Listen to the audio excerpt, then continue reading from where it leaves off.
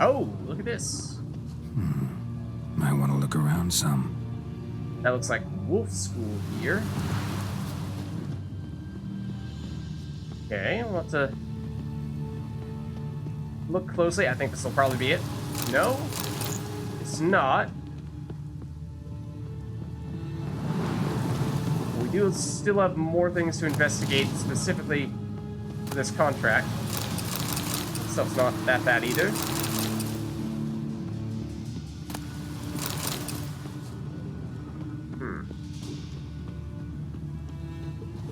Sure. Ah, okay. This is looking like it. This way. Yes, but we do have some wolf school gear around here that I think we should pick up before we get too far. Question is just where more specifically. And even this stuff, yeah, it's not bad. Definitely not. Okay, like, is it hiding somewhere? No, that's actually just looking to ignite that. Obviously already seen that. Can we check this out? Fang and claw wounds all over the body, but those indicate feeding. He died from a blow to the head. No Olve here. Maybe the fiend dragged him off. It's true, we are technically still looking for the sun. I'm wondering though, can we actually get in there somewhere? The cat or the wolf school stuff? Let's see if we actually activate our treasure hunts here. I mean, most of the wolf school stuff was in the Novigrad Velen area. So I'm a little surprised. Griffin, bear. I mean, it looks like wolf. Might be wrong. Cat school? Maybe it's this. Not that one. Hold on. Armor? No. Those are all on Pharaoh. Griffin?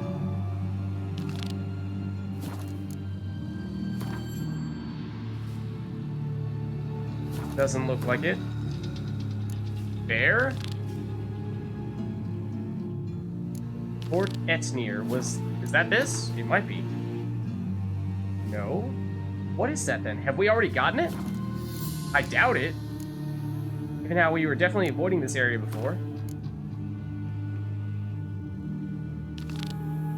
I mean, despite this saying Novigrad, is it actually here? That would be weird. Yeah, it's directing us to the fast travel location because it is actually in Novigrad. What? That's strange then. It really does look like wolf. I think we just need to be a little bit more thorough in that case. I want to see if we can get up there somehow. Oh, that was clever. Well hidden. Well hidden.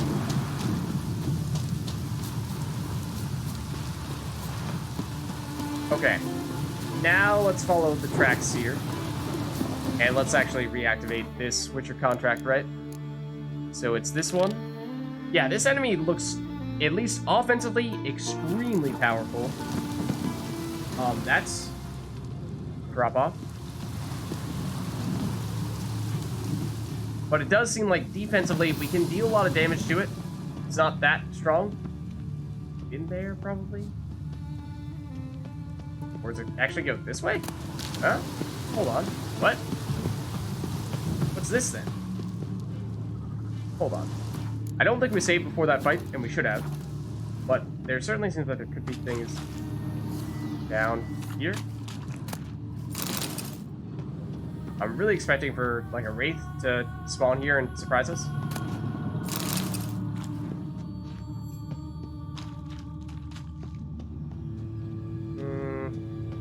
Maybe just a little bit of loot? Not that much else? Can we go further this way? No. That's a dead end. Okay. I think that's it then. Looked for a second like that was gonna actually be the way to track this guy down. Trying to ignite that too. Just ignore the fact that it is raining outside, and that doesn't make a ton of sense, but... Cross to the other side. I see that chest there.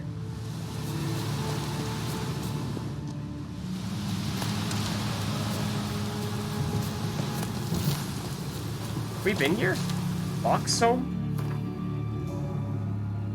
Oh yeah, we have. We have. This is where we were before. In fact, this is where we initially teleported to. Yeah, this place is pretty abandoned. Yeah, there are definitely things that we've not yet picked up here. Maybe, though, it could be ashes. Yeah, that might have been it. We might have seen it and seen that they were ashes, so that's definitely something. Hard to see through all the ruins, so we could have very well missed some things. The Tamer.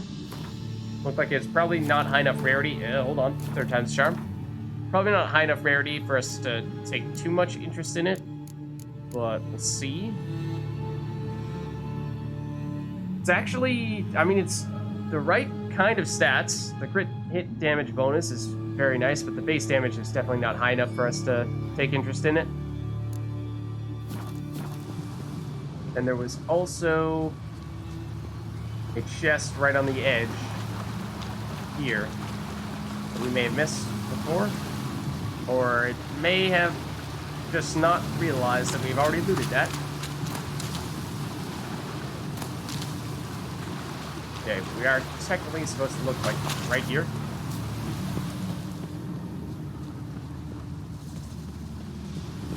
Okay. I've lost track of which direction we're supposed to be going in, but it seems like this, probably. Yep. Think we found you. And I think we may want to get our other stuff back on in that case. Well, I suppose our oil should probably still be active. I guess we could reactivate it, because why not? But did we put that on? We did. Okay. Sit over here in what kind of looks like an arena? Probably. Let's save, because I think this guy's going to be tough. I think we saw, you know, with the Gwent on, got rid of half of our HP. Get away this time. That's concerning.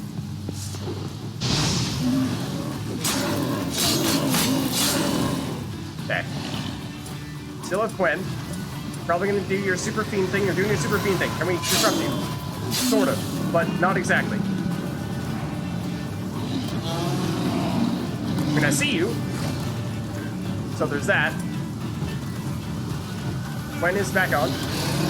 We did lose it for a second there. That's going to hurt. A lot. Like, a whole lot. Like, if you hit us, you're going to kill us.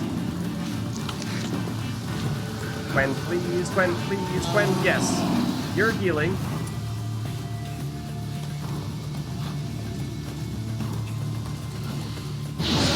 Then follow up with this. I mean, the heal is not that much, fortunately. Otherwise, that would be a lot harder. Okay, watch out for this charge. Oh, no, no, no, no. None of that. None of that. None of your super fiend stuff. You don't want that. We are losing Gwent soon. Try to prioritize that here. Is it coming here? No, that is. Yeah, that's technically a two-hit combo, which is why I think that's hidden through our Gwent. I think that's why.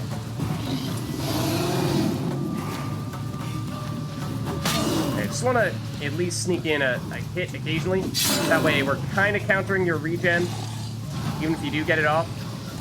Did that hit you? Not sure. Yeah, it did. There we go. Very cool enemy. Very scary in terms of the amount of damage it can deal, but ultimately we were able to deal a ton of damage to it, I think. Quite possibly because we have a crazy powerful oil to use against you. Don't need the rotting flesh. Take the sword and the trophy.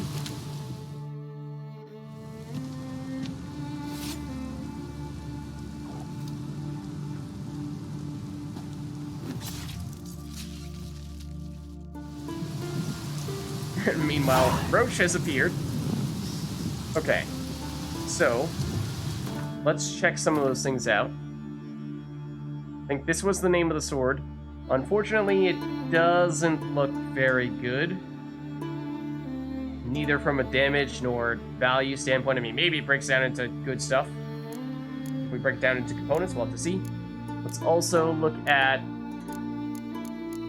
the trophy. Do we want to keep the one that we just picked up? Experience for monsters, yeah, that is usually what we stick with. But I think we've been going with the short trophy because it's less valuable, so we'd rather sell something that's worth more if they're functionally the same. Okay, search the Fiend's lair. Oh, right, we're still looking for the lost child. And I'm seeing some sign of commotion over there. I mean, I know it's a lost child and everything, and that's kind of a high priority and everything, but maybe we loot some stuff for... Oh, except, you know, that doesn't look good. I mean, that looks larger than a child. Yellow tunic. Must be Ove. But... Avenge those boys. There's that at least. Yeah. Yikes. I was hoping it was going to be that little sonic motion over there. Don't know what that is. It's apparently not them.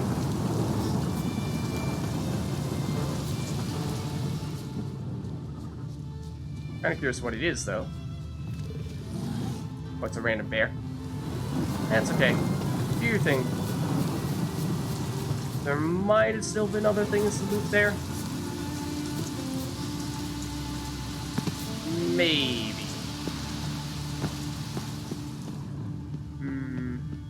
Any of that? Nope.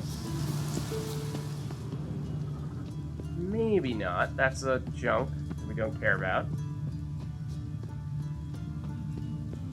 I guess that's it. Suppose so. Okay. Let's head out then. There is the bear. And, so I think that means that we've done... Oh, we do need to turn in the quest, though. We should do that. Okay. So let's use the fast travel over here for that purpose. And I'm sorry to say we have some not so great news for them. Oh, it is this. There we go.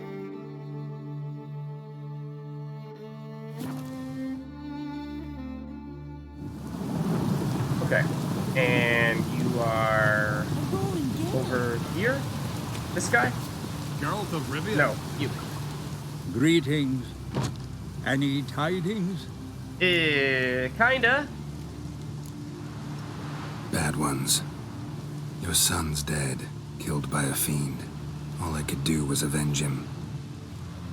I told him, son, nothing good ever came out of Pharaoh. Stay home. Your time will yet come for adventures and glory.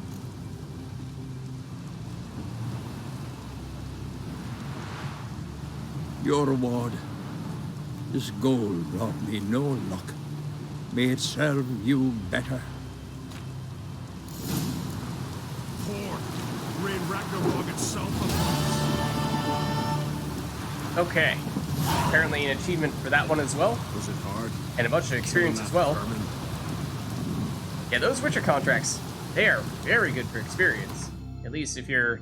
I suppose that was a pretty high level for us, so we might be getting an experience bonus out of it. But we became level 25 not that long ago, and we're practically 26 now. I suppose we still have a little ways to go, yes. What about... Where was this one? Where is this? Is this on Hindersfjall? It is, okay. That's why we haven't done that yet. We do definitely have Fists of Fury. which, I mean, I think the level 30 that we're seeing here is probably the level of the last person. First people that we would fight are probably weaker than this, except we don't necessarily know what the quote-unquote correct order is, or at least the, you know, lowest to middle to highest. So we could potentially try to do that. Although the other thing is that, where is this one? We have some horse races remaining.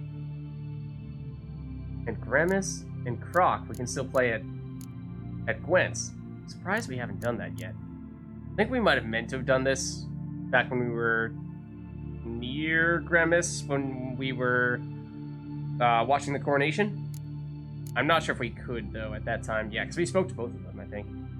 So, yeah. Where is this one? Where is this horse race? I'm on a different island. That is also on a different island. Okay, so that explains why we didn't do that. Definitely a lot of things still on Hindersfjall, then. Well, why don't we check this out? Croc, I assume, is here on Oddskellig, and Grimace probably is as well. Yeah. So Grimace is, yeah, at Getting. That makes sense. And, yeah, Croc is at Kertrolda, also makes sense. Why don't we stop off at Getting? Oh, are we? No, we are in town, but we are not at the actual fast travel spot. My mistake. Let's go here. And let's now head over. Okay, so we're looking for Grimace. And this time we are hoping that he will, yeah, actually play us a Gwent.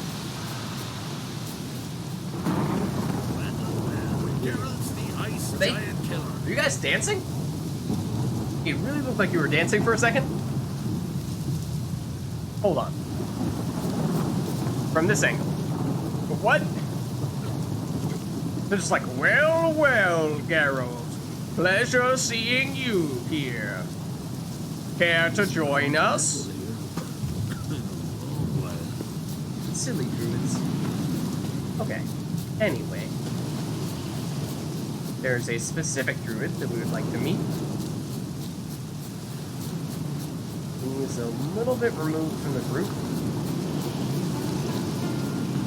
Oh, actually, is this leading us toward... No, I might be following the one that's taking us to Croc, which is a long ways away to walk. Yeah, I was. Don't do that. That would be... yeah. Not fun. We'll fast travel to him.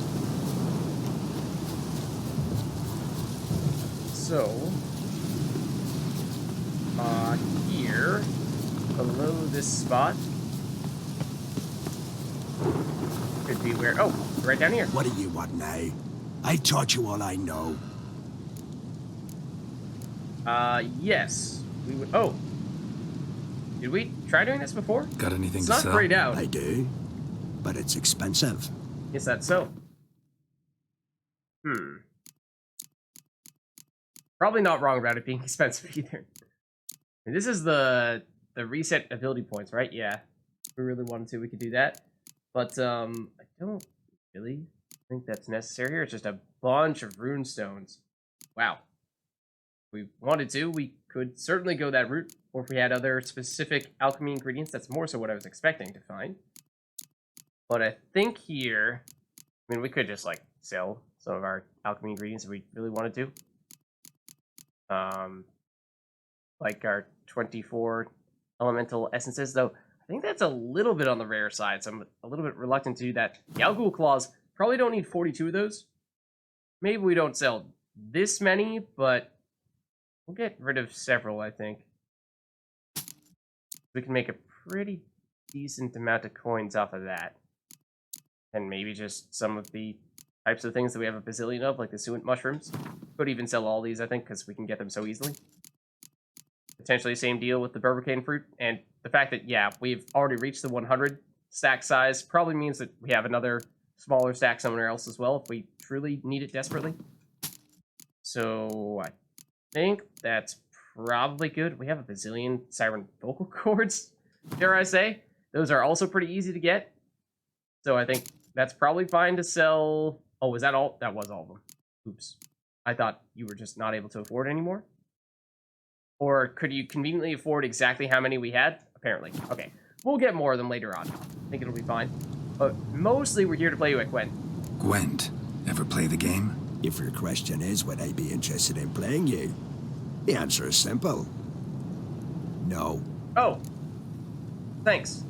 Must be because you're afraid you'll lose. Afraid of losing? I understand. Very well. I drive your deck. Win. And I'll give you my best card. Okay, now we're talking. Okay, so this one, I do expect to be a tough one. I think that he will probably have a good deck because this is a pretty major Gwent quest that he is affiliated with. I think for that reason we probably do break out the Northern Realms. Although we have, because we did duck over to some of the other islands, I think that maybe our deck is a little, well, I would say a little bit better, or at least we've played people who are a little bit better than you might normally have at this stage in the game if you had, say, immediately played Grimace. But because we didn't necessarily add anything to our Northern Realms deck specifically, then maybe that's not that much the case, at least on this occasion. Let's see, you're going Nilfgaard, which is a little strange, I guess. But then again, I guess I couldn't necessarily say who I would have expected you to have been. We did have the Siege Tower a while back. That's a pretty new addition. And let's see, I'm trying to think if there's anything in particular we should plan to encounter. We know you're going to be Nilfgaard. We don't have that many cards in the Siege row, actually. Well, I suppose our medic. That is still going in the Siege row as well. And all these other ballistas and catapults and whatnot. I think I'm looking at this and you. I'm thinking these are probably our two weakest cards. Probably take the hero. And we get another stronger siege unit, and I think that would have still been better, or this will still be better. Okay, well, if you have a bunch of tight bond units in the melee row, then you are going to make me regret having passed on the melee nerf. But I think for now, oh well, we do have a melee Scorch in our back pocket. So I think we're fine in that case. Let's wait it out a bit, see if it's necessary. If you do start to play more of the tight bond, then we could certainly make that happen. Okay, let's see. I wonder if Triss could even be the card that he gives us here. I don't think we've gotten her yet. Which leader ability is this? I'd like to see your leader ability. There we go. Pick a torrential. Oh no, that's the siege nerf. Okay, I think what we need to do in that case is I think we need to bait out the leader ability by deliberately playing a siege card and not playing other siege cards in the same round, just to see if we can get him to commit to that and then go all out on siege in a different round. Not sure we necessarily do that immediately now. We may want to, in fact. Well, we don't want to have the strongest unit out there, the strongest non-hero out there, in case it does get scorched. And we do have a medic. We actually have two. But I think we would probably still want to save those for more important cards, or save those for, ideally, round 2 and 3, getting additional units out there that we would not have otherwise had. So I think we play one more hero now. Hope that they play something that is higher than 6 strength. Then we'll play that's other than a hero. So, like, we might drop Ciri here, although that's a pretty big commitment. I think we do, though. And I'd like to throw this out, get you to commit to your hero ability, but you may pass. Okay, well, that is actually pretty good. Because now we're safe from a Scorch, at least. But I want you to use your hero ability here. That's the opposite of your hero ability. That was odd. That is strange that you would use that when it does nothing, and you have 5 cards remaining. That would suggest that you may have a Scorch. At least one Scorch that you don't want to use, and that's why you felt the need to play that card instead. You might have a melee and or range nerf, and you didn't want to play either of those because That would have hurt yourself more than it hurt us, but still, even in those situations, you would think that it would have, the CPU would have used the range or the siege nerf, its leader ability. Still odd. Still odd. And well, actually, you do have 10 strength in the melee row. Some of it is coming from a leader that we cannot scorch, but we would be able to scorch you. I think we probably still want to try to wait that out a little bit. But, well, I mean, we don't have many other alternatives right now. I think we may need to go this route. So get rid of you. At the very least, we're cutting off the type bond. Okay, well, now you'll bring it back. Fair enough.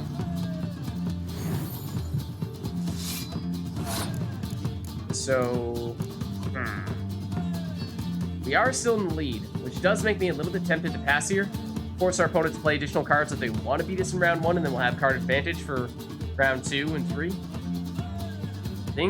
I mean, I would go that route, but the thing is, like I said, I really don't want our opponent to have the siege nerf still available to them in round 3. If so, then we are in serious trouble. So I think we do really need to play another siege card to kind of force their hand a bit here. Really want them to use it here. No, they're decoying. What? Who did you decoy? Your 10 strength range card. Okay, so yeah, I mean, we were already winning, and now we're winning by even more in this round. I think, though, even if we did get a siege nerf, we would, what, drop down by 10? So we'd be at 44, we'd still be in the lead, so I think it's still probably unlikely that you do it. I think we do pass here. You want to siege nerf and then play additional cards to try to win this round, that's fine, but I think you'll likely pass. Or decoy even more?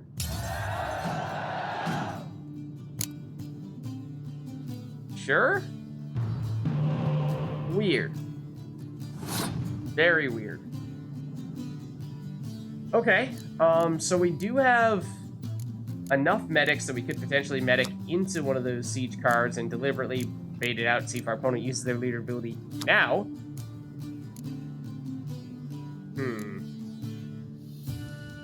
Because they need to win this round. Otherwise, they lose. So, I think we play Yennefer. But she's not a siege unit herself, so she won't be nerfed. So even if our opponent does follow up with a siege nerf, they still have a little bit of ground to cover. So, I mean, technically speaking, the dragon is higher strength, yes. But we're deliberately trying to set ourselves up for a big play in the next round. Was kind of expecting to do that, though. But we can still pass here. Our opponent still needs to play one more card, do something to try to pass us. That means we'll have pretty significant card advantage going into round 3. And we hopefully bait out the siege nerf by doing that. If not, we may just have enough cards remaining that we can outdo them. Well, the problem is basically all those cards are in the siege row outside of Geralt. Anyone else we could bring back? Well, we could bring back the dragon, and that's not siege row, so that's something. Okay, I think we're okay passing here then. Let's see what they do. They need to do something. They'll go melee instead. Okay. Not what I would have liked. They only have 2 cards left, and they do go first here. They don't have many options, but ooh, that card is a medic, so they can bring back something. It is a 10 strength card, so that is pretty big. I think what we want to do here, though, is we play our hero in case that last card is a Scorch, then they can't use it on, or they won't use it on themselves. So we might see them pass immediately here. No? Oh, another medic? Rude. Okay, and they still have their leader ability, which is concerning because, well, I mean, we don't have any siege cards out there now, but I assume they'll still use it. We could even deliberately double the siege row for now, make it so that there are not any siege units out there, and maybe they pass, but I don't think so. They do! Silly. Is this actually, hold on. Is this actually the siege nerf, or is it a different one? And I'm forgetting. Thought torrential rain was siege. Is it actually, like, range, in which case they'd hate doing that? I thought it was siege, though. I mean, even if they had used the siege nerf, then all these cards would have been 1 strength apiece. That would have gotten us up to 18. It would have been enough. And our medic we could have used to brought back the dragon. That would have been an additional 7 strength. So still would have been enough. But still odd that they did go that route. Okay, on this occasion, it is actually beneficial to go siege. I mean, we don't need to maximize our points, but can. Because the dragon has higher base strength, but it's not getting doubled, and there's nothing for it to scorch, or at least it can't scorch when there's only 5 strength in the opposing melee row. So, could have been a lot closer than that, but our opponent did kind of just give that one to us. I believe you're ready to challenge Madman Lugos. Oh? I do wonder if he'll agree to play you for his Katakan. Oh? Mysterious Elf. Oh, that's a huge one. I remember seeing several of the people using that. That card is amazing. It's a 1 strength spy that you can use in any deck, is it not? And a hero. That means that our opponent cannot swipe it with something like a decoy. That's gonna, yeah. Oh, it's a 0 strength. 0 strength spy. This is an automatic inclusion in, I think, any deck, basically.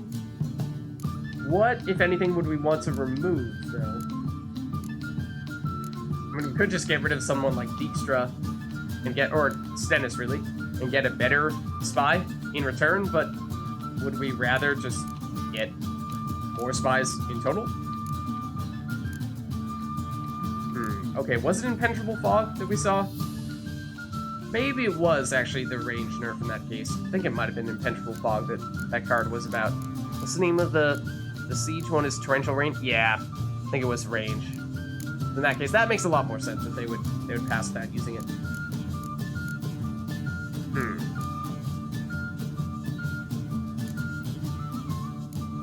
I mean, there are some situations in which they have bailed us out, these nerfs, especially now that we've made this deck very much centralized on the siege cards. Maybe even taking out a siege expert? We do need another unit. Yeah, I think we do that, and then we throw in you. Because generally, whenever we find a siege expert, we are swapping out into something else instead. I think that probably will help us a lot. And then we'll end up throwing this guy in basically every deck as well. Which we may just do now before we forget. Where'd you go? There you are. Okay. And how many units do we need? I think it was less than 23, so we definitely could remove someone here for Nilfgaard. Like a 7 strength spy is just, it pains me a bit. Because that's giving so much strength to our opponent. And the Imperial Brigade Guards, I mean, would like to remove them. In fact, what if we... no. I was thinking if we could remove all of them. Because if you can keep all 4 of them, they're okay. But you definitely don't want to remove some, but not all of them. Then you're, you know, just making them worse. I think we'll throw in the elf. And then we need 1 more good unit. And then we can, I think at that point, get rid of all the Imperial Brigade Guards. Could Dandelion be that unit? Do we have enough melee cards to make that worthwhile? Non-hero melee cards at that? Vesemir is 1, the dragon is another. Spies don't count. You... maybe a little bit more. The Imperial Brigade Guards? Maybe? But then if we're trying to get rid of the Imperial Brigade Guards, you know, Dandelion, there is a synergy between those two. You know, including Dandelion does improve the effectiveness of the Imperial Brigade Guards, so... I don't know. We're just like, this is kinda what I mean with the whole...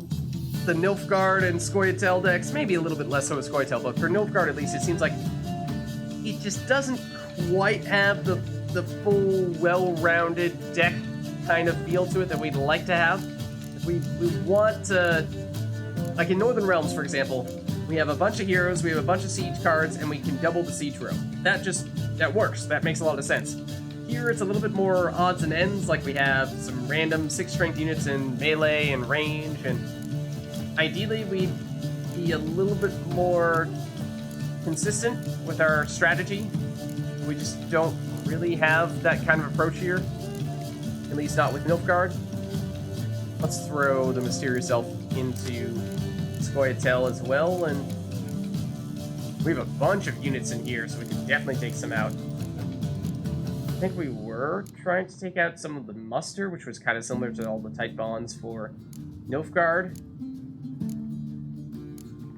I think we were going to go with the skirmishers. That's the weaker of our muster. Yeah, we would have enough units then.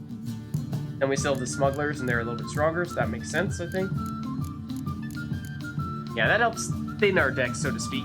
Getting rid of some of our weaker cards, making it more likely for us to draw the cards that we actually want. So I like that. Let's save.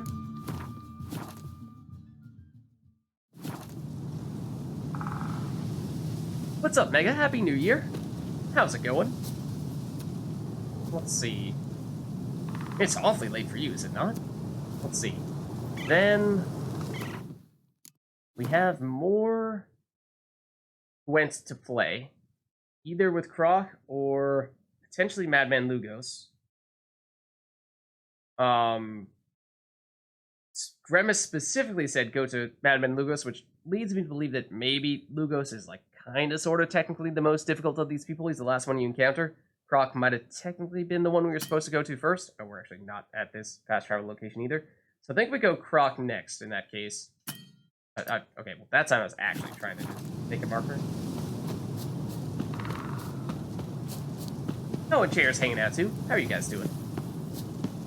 Thick, leathery leaves, rough to the touch. Okay. Blooms are lit. So, There are very few bees. let us head on over to Croc. And you should be here. Yeah. Okay.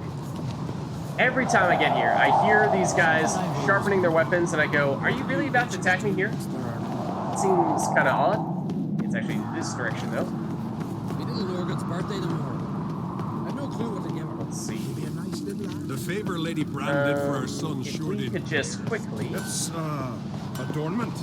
nab that. No, And, again. A sword for cutting. Where's the other one?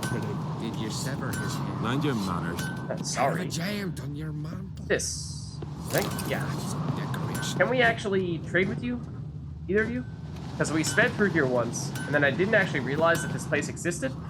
So, Greetings, White Wolf.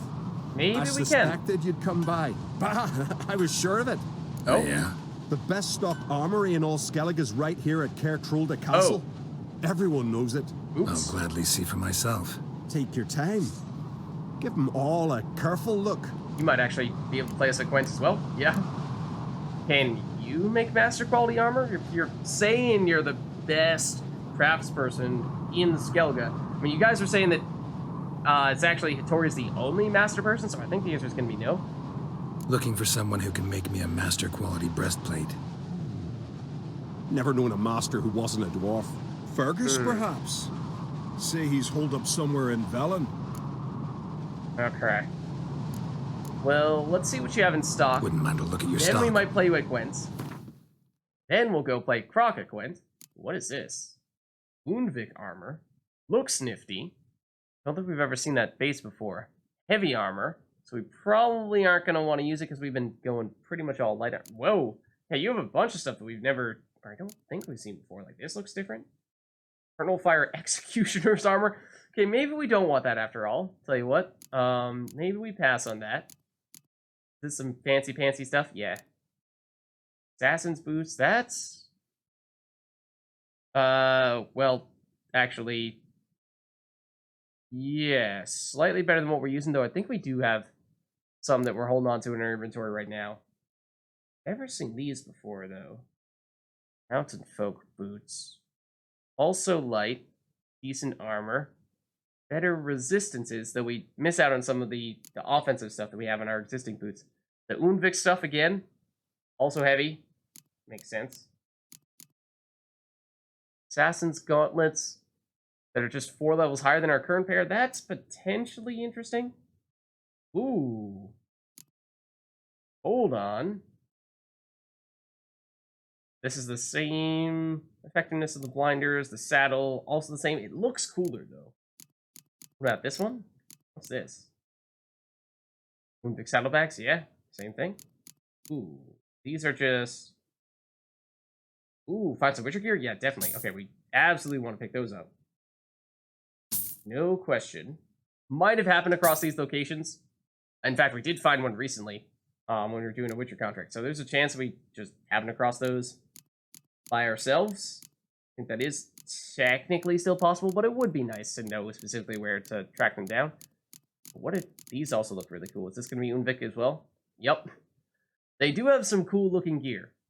That much is for certain. Even if it's not really the type of stuff that we tend to use, the heavy armor, it is tempting to just see what it looks like. It's also probably pretty expensive, though. Yeah, it's very expensive. Okay, maybe we pass on that then.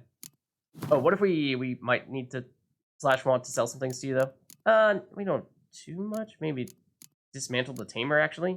Or see some of these new swords that we picked up. How valuable are they? Not that valuable. Might be worth breaking down into components, then. Should we do that? Let's check it out.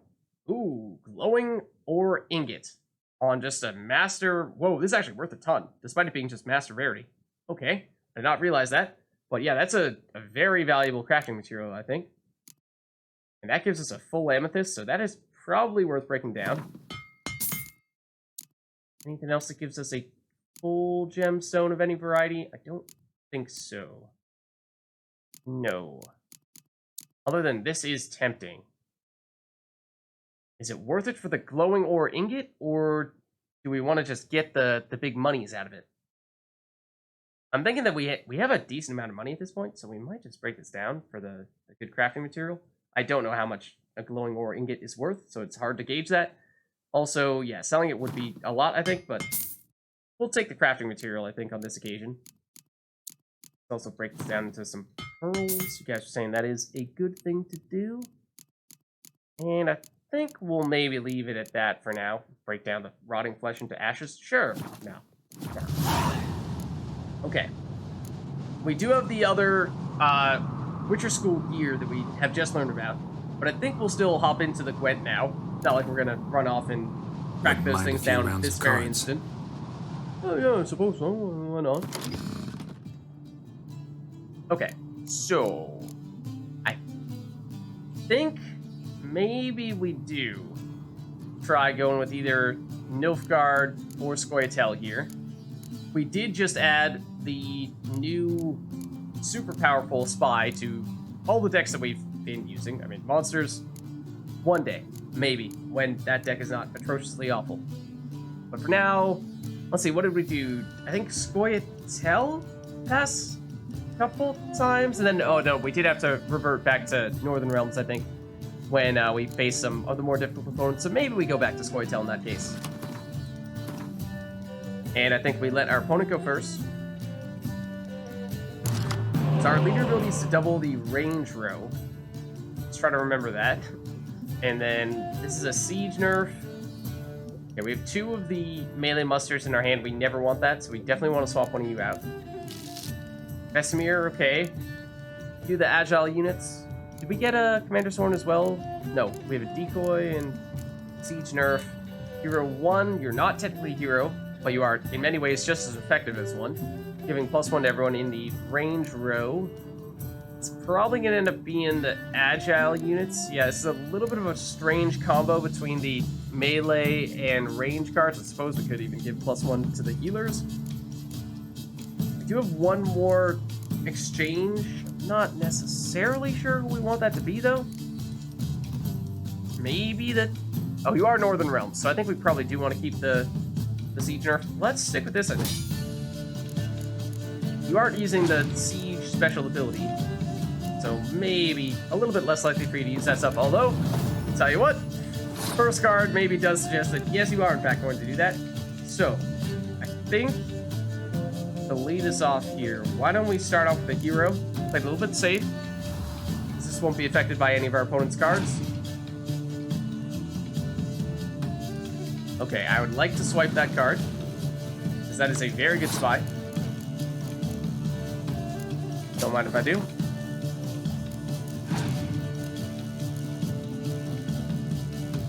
Okay. Your 10 strength hero. I mean, I would kind of like to turn around and play Taller again. If you steal him and then turn around and play him, then we could use our healer to play him in a subsequent round. I think that's probably a sacrifice we're willing to make. Let's get the cards out. See what we have to work with. Because now we know we have the melee Scorch. Yeah, and you do exactly what we expected. You did, in fact, steal Taller back. And... I think we may want to drop another hero here again, because with just 1 strength coming from the highest non-hero unit, that means that Scorch is going to take out almost anything else that we play, or basically anything else we play other than our medic. There is Taller. Okay, so we're going to leave him here. And in round 2, we will bring it, or round 3, we'll bring him back with our medic. That'll be our target for sure. Then, what I'm wondering now is, do we go melee row or do we go range row? Because if we go range, then that means that we're going to want to put out Milva, and we're probably going to want to put out our leader ability as well, and go all out on that, and that'd be a pretty aggressive round. That's probably going to be our highest score that we're capable of producing. Whereas if we're playing it a little bit safer and saving our big stuff, then we'd go in the melee row and use our smugglers here. But we don't want to do that now, because again, we're still looking at whatever card we play here is likely to be Scorch bait. So, we don't want them to go to our graveyard, because we probably want to save that for Taller. Don't want to use our healer on any of these guys. So I think maybe in that case, we just play one of these agile units, and you could make a case for either the melee or the range row. Like I said, depends on if you're thinking this is going to be a relatively quick, lower score round or a longer, higher score round. I think we'd probably like to keep it a little bit on the short side. We do already have a pretty sizable lead as well, so that could be, yeah. What we see here, our opponent passes relatively quickly. Let's take this victory in round 1. Then we may even just healer into Taller, play Taller, and then leave it at that for this round here, and let our opponent win round 2 and prepare for round 3. Although, that being said, our opponent is Northern Realm, so if they do win a round, then they do draw an additional card, which does limit some of the benefit of deliberately handing them around. In fact, limits just about all of it. So I think...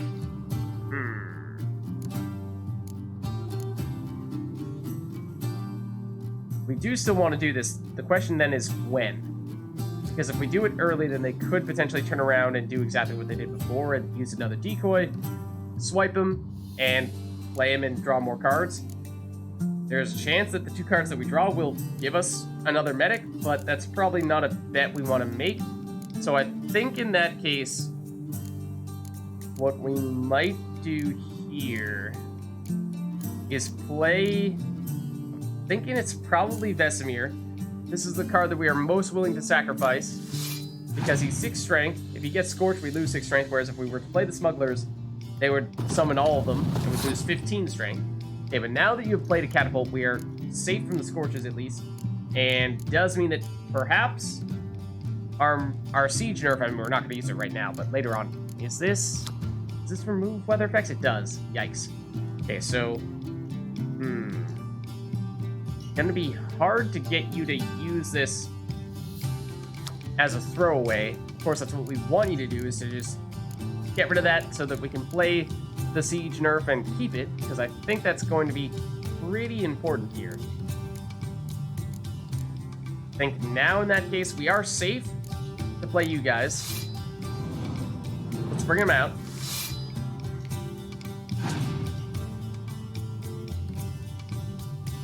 Okay, series a big play. Does give you a slight lead here. Can't play the dragon yet. No one to Scorch, although the melee row is high enough to be Scorched, but series immune. Milva's not safe. We will want to play our agile units in the range row. We're not going to have a lot left if we go our agile units plus Milva. There's not a lot of cards left here. I think we go for this first. We don't want Milva first, because she'll be scorchable. Uh-oh. Okay, so that pretty much means we are not trying to win this round. Confirmed. And then that just begs the question of, do we do taller now? Or do we save him for a future round?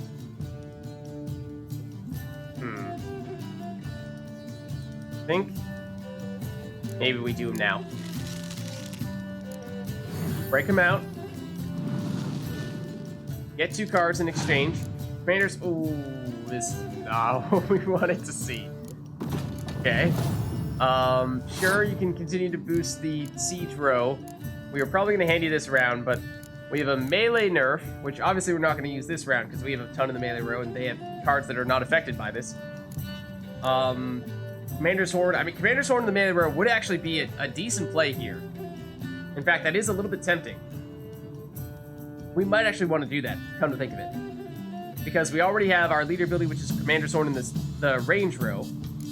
So we know we're going to have that. And Commander's Horde melee next round with just the dragon would be doubling 7 into 14. That's nowhere near as good as doubling 21 into 42. So I think we do this. Does mean that now we have a 12 strength unit that would be the scorch target. But okay, now you are getting double catapults out, which is very dangerous because they double each other. And so we would love to nerf them. Problem is, if we do that, then you're going to use your leader ability and remove the weather effects, except then that does allow us to start playing things in the range row with Milva. So it's not all sunshine and rainbows if you do deactivate the siege nerfs, so maybe we are willing to make this happen. And even if our opponent does get rid of it, it's still okay. We'll see. They do use their leader ability. And I think their siege row is still going to be better than our range row, but we might still be able to pull this off. Oh no! I mean, I suppose we're doubling either way. Yes, but actually we were going to get +1 from Milva as well. That was still a misplay. I meant to put that in the range row. Okay, there is a Commander's Horn for the siege row. Puts you at 89. I think we need to do some maths here to figure out if this is even possible. Because if not, then we definitely want to pass. And even then, it'll be tough. But let's see. So Milva in range gives all of you +1, so you become 8 total. Then Milva herself brings you up to 18. Or well, we're gaining 12 on net. So that brings us up to 72. Then our leader ability would double 12 to 24. So we're gaining, what, 18? Bring us up to 78. Then Dragon is a 14 play. I mean, all that stuff, like, even then, I mean, that's assuming that our opponent plays no additional cards. I think we need to pass here. If our opponent has any additional strength, then it is totally out of the question. Only thing would be, like, I mean, even if they played cards in the melee row, we could scorch them with the dragon. I still think that might not be enough. So, yeah, this is not looking great. This is not looking great right now. We shall see. They're going to draw a card, because they draw a card as Northern Realms when they win a round. So this person is not as much of a pushover as we might have been expecting.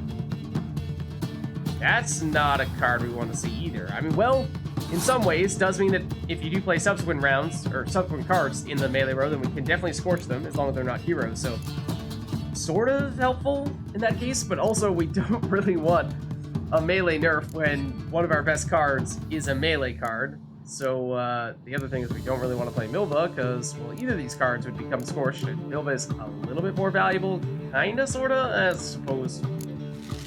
Go for her. We do want her to stay around so that we can double her, but she could get scorched. At the same time, we don't want the dragon to get scorched, because we would like to have it stick around so we can use the scorch ability, but it doesn't look like we're going to get the chance to scorch. In that case, I suppose we'll bide our time a little bit more. Double the range row. Hope our opponent happens to play something in the melee row here, and then we can scorch it. Ah, why, thank you. What wonderful timing. Now, if you have almost any strength with your last two cards, then you will take this. Because we are not going to want to play this last card here. It will make us lose 6 strength, and it will not affect our opponent unless their last card is in the melee row. Means that they need 7 strength from this last card. Will they have it? We'll see. We're about to find out. It doubles the melee row, except it does not work on leaders. So yes, we did take it. But oh boy, I thought we were toast. Just barely snuck that one for victory. Excuse me? You gave us coins but no cards? Or did I miss it? What's this? It's adornment. They engraved it. I don't think they gave us any cards. I thought about the button. How dare they?